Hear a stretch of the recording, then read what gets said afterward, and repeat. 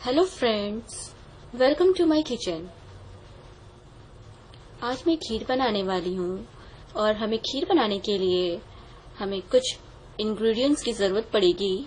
उसमें से ये चावल है जो मैंने पहले से भिगो के रख लिया है आधे घंटे के लिए, और ये चीनी है 1/4 कप, कैश्यू नट्स, आलमंड्स और केसर। और हम खीर बना रहे हैं तो उसके लिए हमें दूध की भी जरूरत पड़ेगी, तो हमने 4 कप दूध ले लिया है। अब हम लोग गैस को ऑन करेंगे और इसमें उबाल आने तक इसे वेट करेंगे। आप देख रहे होंगे कि इस दूध में अच्छी तरह से उबाल आ गई है। अब हम इसमें चावल डालेंगे।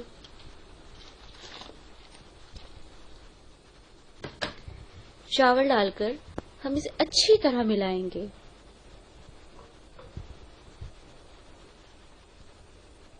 खीर में हमेशा इसे मिक्स करते रहना चाहिए ताकि ये बर्तन से चिपके नहीं।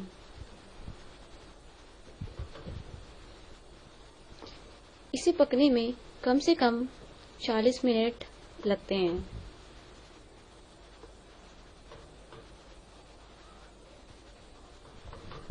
हर 2-3 मिनट में हम लोग इसे चेक करते रहेंगे। 2 मिनट हो गया है, हम इसे फिर से थोड़ा सा मिक्स कर लेंगे ताकि ये अच्छी तरह से मिल जाए और हमारे बर्तन में भी चिपके नहीं।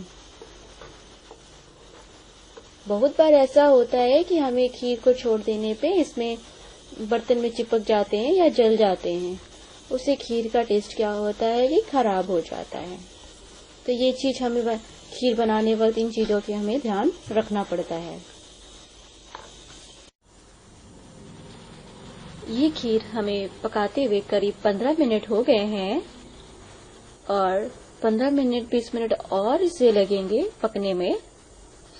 ये कभी कभी चावल पे डिपेंड करता है कि हम कौन सा चावल यूज कर रहे हैं।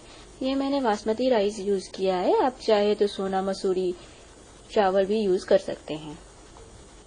तो 15 मिनट और हम इसे पकाएंगे धीमी आंच पे,